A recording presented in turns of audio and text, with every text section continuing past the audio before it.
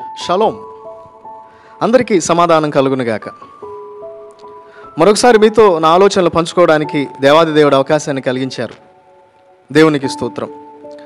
ప్రస్తుత కాలంలో పర్యావరణం, పరిసరాల్లో అనేకమైన మార్పులు చూస్తున్నాం. మానవ మనుగడ చాలా భయంకరంగా తయారైంది. ఇప్పుడున్న పరిస్థితుల్లో మనిషి ఎక్కువ కాలం బ్రతకలేడేమో అని, ఎక్కువ కాలం మనుగడ సాగించలేడేమో అనిపిస్తుంది.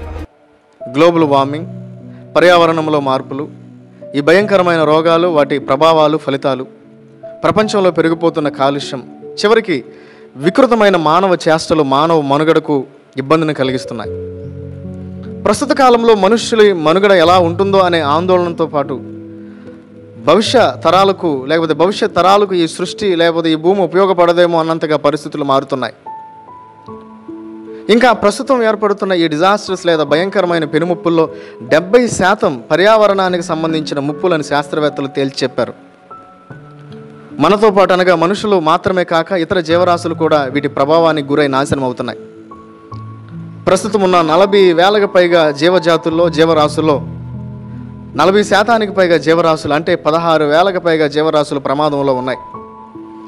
అంతర్జాతీయ ప్రకృతి పరిరక్షణ సమితి ఏర్పాటు చేసిన రెడ్ లిస్టులో ఈ 16,000 రకాల జీవరాశులు ప్రమాదకరమైన స్థితిలో ఉన్నట్లు తెలియపరచబడ్డాయి. ఐక్యరాజ్య సమితి అంచనాల ప్రకారము ప్రతి సంవత్సరం 12 మిలియన్ హెక్టార్ల వ్యవసాయ భూమి పాడు చేయబడుతున్నది. ప్రతి సంవత్సరం సగటున 18 మిలియన్ ఎకరాల అడవి ధ్వంసం చేయబడుతుంది. ఇంకా నిత్యం పెరిగిపోతున్న పారిశ్రామిక వ్యర్థాలు, రకరకాల కాలుష్యాలు అనేక రకాల ఆరోగ్య సమస్యలను సృష్టిస్తూ ఉన్నాయి. ప్రతిరోజు సగటున మానవుడు 3 పౌండ్లు లేదా 2 కిలోలకు దగ్గరగా వ్యర్థాన్ని సృష్టిస్తూ ఉన్నాడు. ప్రపంచ ఆరోగ్య సంస్థ అంచనా ప్రకారము 90% ప్రజలు కలుషితమైన గాలినే ప్రతిరోజు పీలుస్తూ బ్రతుకుతున్నారు.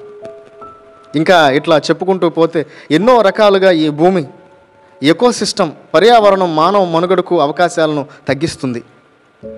ఇప్పటికే ఆస్ట్రేలియాకు చెందిన కొన్ని మేధో సంపత్తి వర్గాలు రానున్న రోజుల్లో మానవ భవిష్యత్తు కష్టతరమే అని, ఈ వాతావరణ మార్పులు మానవ మనుగడకు ముప్పే అని సూచిస్తూ 2050 నాటికి మానవ జాతి అంతరిస్తుందేమో అన్న ఊహాగానాలు వ్యక్తపరిచాయి. అందుకేనేమో ఇంకొక పక్క ప్రపంచ ఖగోళ శాస్త్రవేత్తలు ఇతర గ్రహాలపై మనిషి బ్రతకడానికి అవకాశాలు ఉన్నాయేమో అని పరిశోధనలు చేస్తున్నాయి. అంటే ఏదో రోజు ఈ భూమి మానవ మనుగడకు ఉపయోగపడదని వారు తేల్చి చెప్పేస్తూ ఉన్నారు. అమెరికాకు చెందిన NASA, national aeronautics and space administration అనే అంతరిక్ష పరిశోధనా సంస్థ ఇతర గ్రహాలపై, ముఖ్యంగా మార్స్ లేదా అంగారకుని గ్రహంపై ఎన్నో పరిశోధనలు చేస్తుంది. The Mars 2020 Perseverance rover mission అనే ఒక ప్రత్యేకమైన మిషన్ను చేపట్టి మార్స్ గ్రహంపై జీవం కొరకు, మానవ మనుగడ కొరకు ఏమైనా అవకాశాలు ఉన్నాయేమని పరిశోధన చేస్తూ ఉంది. ఎలాన్ మాస్క్ అనే అమెరికాకు చెందిన వ్యాపార దిగ్గజం స్పేస్ ఎక్స్ అనే ఒక పరిశోధన కేంద్రాన్ని ఏర్పాటు చేసి మార్స్ గ్రహంపై మనుషులను పంపే పనిలో ఉన్నారు. దాన్ని పూర్తిగా ఒక కాలనీగా మార్చుకునే దృఢ సంకల్పంతో పనిచేస్తున్నారు. ఒక అంతర్జాతీయ వార్తా ఛానల్కి ఇచ్చిన ఇంటర్వ్యూలో ఆయన మాట్లాడుతూ ఇప్పటి నుండి 5.5 సంవత్సరాల్లో మనుషుడు ఈ రెడ్ ప్లానెట్ మీదకి వెళ్ళే అవకాశం ఉందని, 2026 కల్లా మార్స్ మనిషి మనుగడకు ఉపయోగపడుతుందని పేర్కొన్నారు. ఇవన్నీ సాధ్యమేనా అనేది మనం చూడాలి. ఇక పర్యావరణం, దాని కలుగుతున్న మార్పులను, పరిస్థితులను మనం గుర్తించిన అనేక ప్రపంచ దేశాలు ఈ సృష్టి పరిరక్షణకు పనులు మొదలుపెట్టాయి. ముఖ్యంగా ఐక్యరాజ్య సమితి ఎంతగానో కృషి చేస్తుంది. మొన్న జరిగిన 2021 జూన్ 5వ తారీఖున జరిగిన ప్రపంచ పరిరక్షణ దినోత్సవం సందర్భంగా ఎకోసిస్టమ్ రెస్టోరేషన్ పేరుతో ప్రపంచంలోని కొన్ని ఎకరాల భూమిని, అడవి మొదలుకొని పంట పొలాల వరకు, పర్వత శిఖరం మొదలుకొని సముద్ర అగాధ జలం వరకు సృష్టిని పునరుద్ధరించడానికి కంకణం కట్టుకుంది. ఈ ఎకోసిస్టమ్ రెస్టోరేషన్ అంటే ఈ పర్యావరణానికి ఏర్పడిన నష్టాన్ని నివారించడం, ముప్పును ఆపడం మరియు ముప్పును తిప్పికొట్టడం, ప్రకృతి వినాశనం నుండి ప్రకృతిని బాగు చేయడం. అయితే ఈ ఐక్యరాజ్య సమితితో పాటు అనేక రకాల దేశ ప్రభుత్వాలు, ఇతర స్వచ్ఛంద సంస్థలు ఎన్నో రకాల మానవ మనుగడ కొనసాగే పరిస్థితులను పునఃస్థాపించడం కోసం ఎన్నో రకాలుగా ప్రయత్నాలు చేస్తూ ఉన్నాయి. అయితే ఈ సృష్టి, పర్యావరణం పరిరక్షణ, సృష్టిలోని జీవరాశులను కాపాడడం అనే మాటలు విన్నప్పుడు ఇది మనం మాట్లాడుకునే విషయం కాదులే, ఎవరో రాజకీయ నాయకులు లేదా కాలేజీలు అధ్యాపకులు విద్యార్థులకు బోధించే సబ్జెక్ట్ అని వదిలేస్తాం. చివరికి క్రైస్తవుల్లో కూడా చాలామందికి ఈ విషయం మీద సరైన అవగాహన లేదు. ఇలాంటప్పుడు మనం గుర్తించాల్సిన విషయం ఏమిటంటే, పరిశుద్ధ గ్రంథంలో ఎన్నో వేల సంవత్సరాల కిందట ఈ విషయాలను ప్రస్తావించింది. ముఖ్యంగా సృష్టికి కలిగిన నష్టం, ఆ నష్టానికి కారకులైన వ్యక్తుల గురించి పరిశుద్ధ గ్రంథం ఎన్నో వేల సంవత్సరాల కిందట ప్రస్తావించింది. ముఖ్యంగా అపోస్తలుడైన పౌలు రోమీయులకు రాసిన పత్రిక 8వ అధ్యాయము 20 నుండి 22 వచనాల్లో సృష్టి ఏ విధంగా వ్యర్థపరచబడి ఉన్నదో, ఆ వ్యర్థతలో నుండి ఏ విధంగా సృష్టి నూతనపరచబడడానికి కోరుకుంటుందో, మూలుగుచ్చు ప్రసవ వేదన పడుచుందో ఆయన తెలియజేశాడు.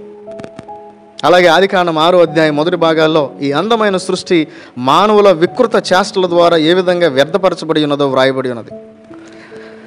ఇంకా దేవుడు, మానవుడు, సృష్టి అనే విషయాల గురించి బైబిల్ ఏం చెప్తుందంటే, ఆదికాండం 1వ అధ్యాయంలో ఈ సర్వ సృష్టి అదృశ్య దేవుని చేత సృష్టింపబడి ఉన్నదని, ఆయనే ఈ సర్వ సృష్టికి సృష్టికర్త అని తెలియజేస్తుంది.